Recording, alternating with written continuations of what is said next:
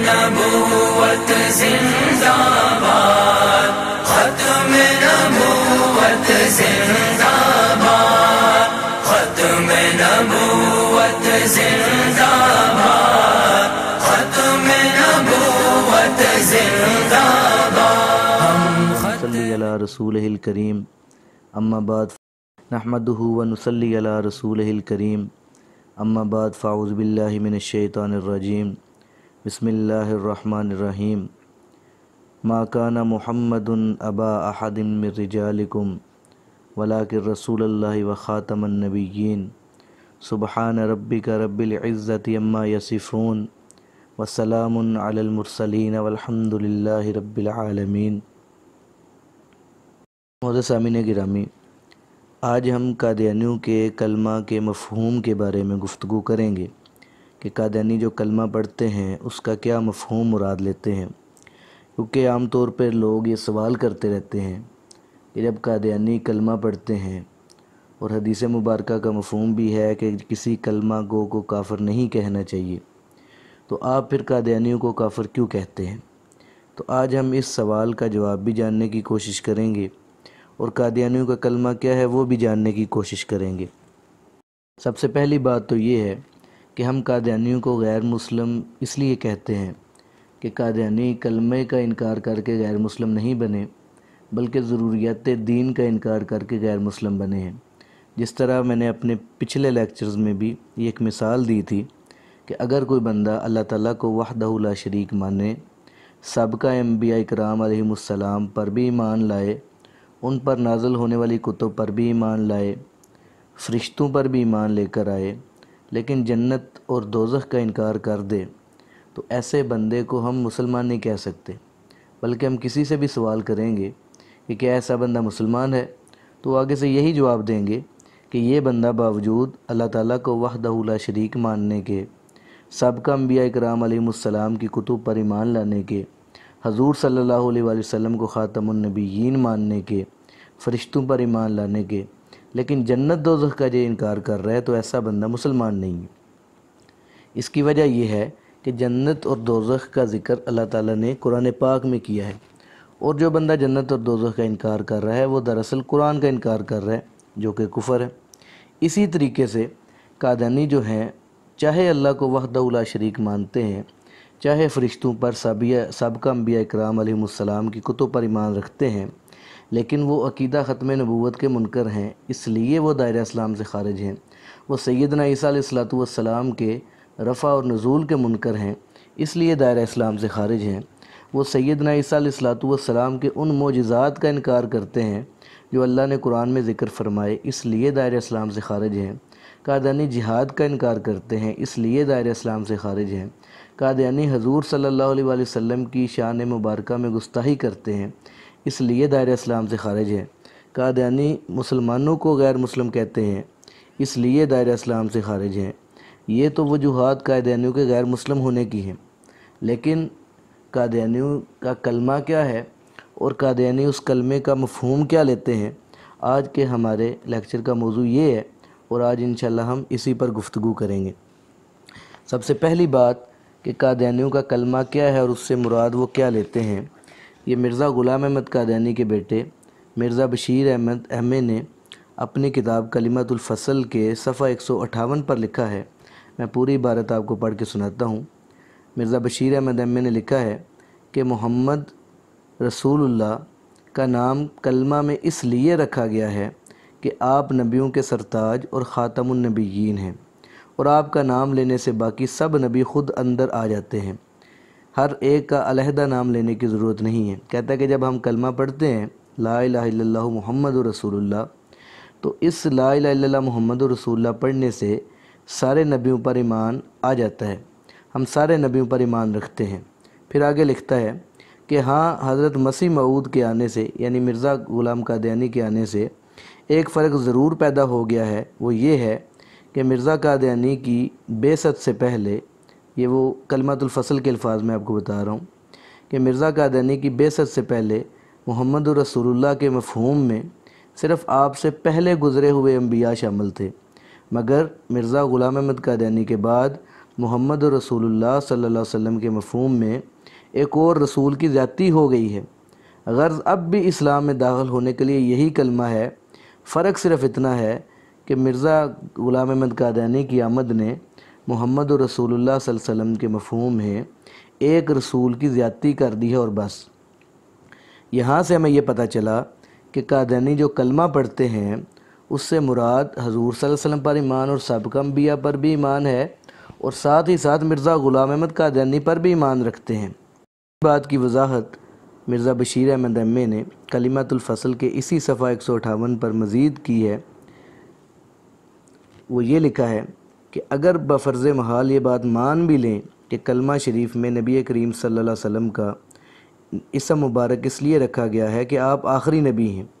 تب بھی کوئی اعتراض واقع نہیں ہوتا اور ہم کو نئے کلمے کی ضرورت پیش نہیں آتی، کیونکہ مسیح موعود یعنی مرزا قادیانی نبی کریم صلی اللہ علیہ وسلم سے کوئی الگ چیز نہیں ہے، جیسا کہ وہ خود فرماتا ہے۔ مرزا قادیانی نے لکھا ہے یہ کہ سارا وجودی وجودہ، کہ یعنی میرا جو وجود ہے وہ محمد رسول اللہ صلی اللہ علیہ وسلم کا وجود بن گیا۔ اور یہ بھی لکھا ہے کہ من فرق بینی و بین المصطفیٰ فما عرفنی وما رآنی، کہ یعنی جس نے مجھ کو اور مصطفیٰ کو الگ الگ سمجھا اس نے مجھے دیکھا نہ پہچانا۔ یہ اس لیے ہے کہ اللہ کا وعدہ ہے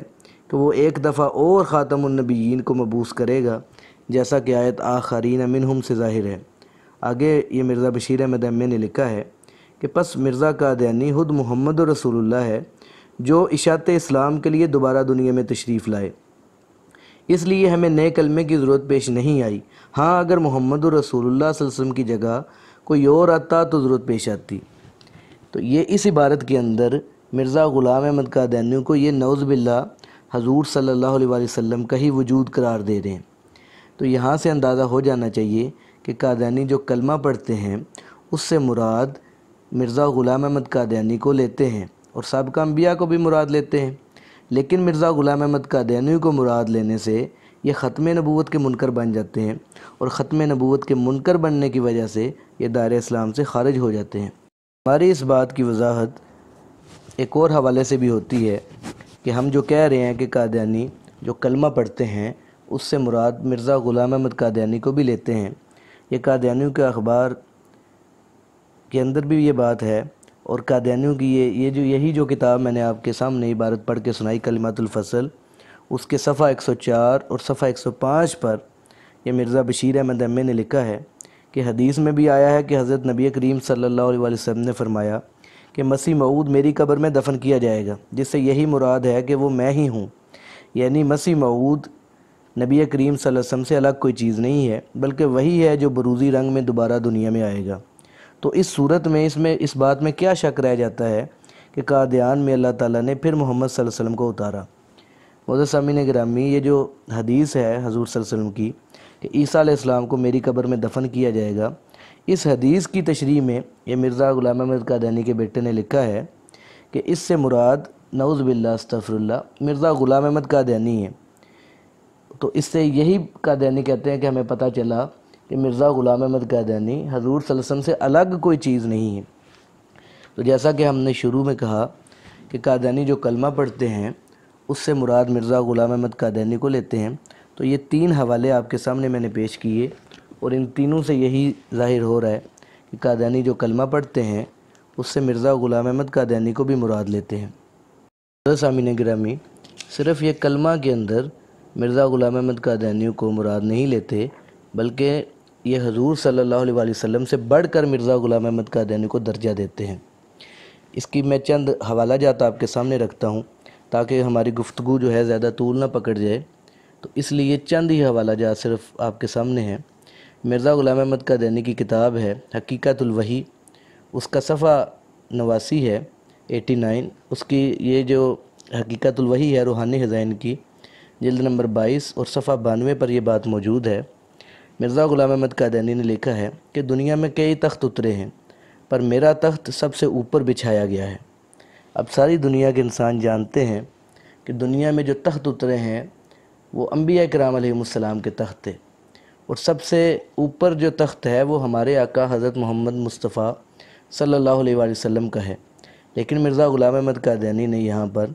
حضور صلی اللہ علیہ وسلم کی توہین کی ہے اور یہ لکھا ہے کہ دنیا میں کئی تخت اترے ہیں پر میرا تخت سب سے اوپر بچھایا گیا ہے۔ سب سے اوپر والا تخت تو ہمارے آقا صلی اللہ علیہ وسلم کا ہے،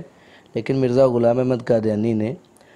اس تخت کو اپنے ساتھ منسوب کیا ہے، جو کہ حضور صلی اللہ علیہ وسلم کی توہین ہے اور کفر ہے۔ اس کے علاوہ مرزا غلام احمد قادیانی نے اپنے بارے میں لکھا ہے کہ میں آخری اینٹ ہوں نبوت کی۔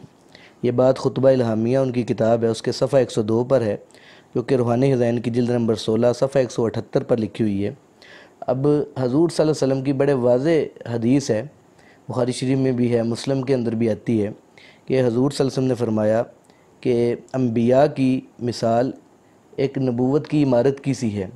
کہ ایک نبی آیا گویا کہ ایک اینٹ رکھ دی گئی، تو حضور صلی اللہ علیہ وسلم نے فرمایا میرے آنے سے پہلے نبوت کی عمارت مکمل تھی لیکن ایک اینٹ کی جگہ خالی تھی، تو حضور صلی اللہ علیہ وسلم نے فرمایا کہ میں وہ نبوت کی عمارت کی آخری اینٹ ہوں، تو میرے آنے سے وہ نبوت کی عمارت کی تکمیل ہو گئی ہے، مکمل ہو چکی ہے۔ لیکن مرزا غلام احمد قادیانی نے یہاں پہ حضور صلی اللہ علیہ وسلم کی توہین کرتے ہوئے یہ لکھا ہے کہ نبوت کی عمارت کی جو آخری اینٹ ہے وہ میں ہوں۔ اس کے علاوہ سب سے اہم بات کہ جو قادیانی مرزا غلام احمد قادیانی کا درجہ حضور صلی اللہ علیہ وسلم سے بڑھاتے ہیں، اس کی دلیل یہ کتاب ہے ان کی قادیانی مرزا غلام احمد قادیانی کی تحفہ گولڑویہ، اس کا صفحہ 101 ہے، جو کہ روحانی خزائن کی جلد 17 صفحہ 263 بنتا ہے۔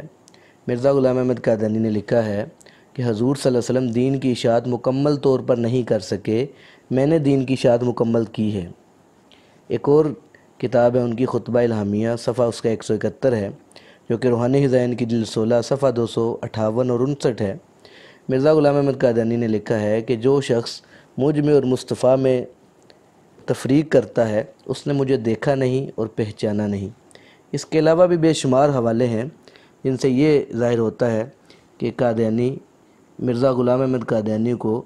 نبی پاک صلی اللہ علیہ وسلم سے بڑھ کر درجہ دیتے ہیں۔ یہ چند حوالے میں نے آپ کی خدمت میں پیش کیے ہیں۔ ہمارا گفتگو کا اصل موضوع یہ تھا کہ قادیانی جو کلمہ پڑھتے ہیں اس سے مراد مرزا غلام احمد قادیانی کو لیتے ہیں، اور یہ قادیانی پھر ہمارے سادہ لوگ مسلمانوں کو کہتے ہیں دیکھیں جی ہم تو کلمہ پڑھ رہے ہیں اور آپ ہمیں غیر مسلم کہہ رہے ہیں، حالانکہ جب وہ کلمہ پڑھ رہے ہیں تو اس کلمہ پڑھنے میں مرزا غلام احمد قادیانی کی نبوت پر بھی ایمان لا رہے ہیں، اور حضور صلی اللہ علیہ وسلم نے فرمایا کہ میں آخری نبی ہوں، میرے بعد نبوت نہیں ہے، کسی کو نبوت نہیں ملے گی۔ تو مرزا غلام احمد قادیانی کو کلمے کے اندر شریک کرنا یہ قادیانیوں کا دھوکہ ہے جو وہ مسلمانوں کو دیتے ہیں، جو بتاتے نہیں ہیں۔ اوپر سے کہتے ہیں جی لا الہ الا اللہ محمد رسول اللہ، اور دل کے اندر وہ یہ عقیدہ رکھتے ہیں کہ لا الہ الا اللہ محمد رسول اللہ سے مراد سابقہ انبیاء پر بھی ایمان ہے اور مرزا غلام احمد قادیانی پر بھی ایمان ہے۔ تو اللہ تعالیٰ سے دعا ہے کہ اللہ تعالیٰ ہمیں قادیانیوں کے دجل اور فریب کو جاننے کی بھی توفیق عطا فرمائے، اور اپنے دوسرے مسلمان بھائیوں کو بھی یہ آگاہ کرنے کی توفیق عطا فرمائے کہ قادیانی جو کلمہ پڑھتے ہیں وہ ہمیں دھوکہ دینے کے لیے پڑھتے ہیں۔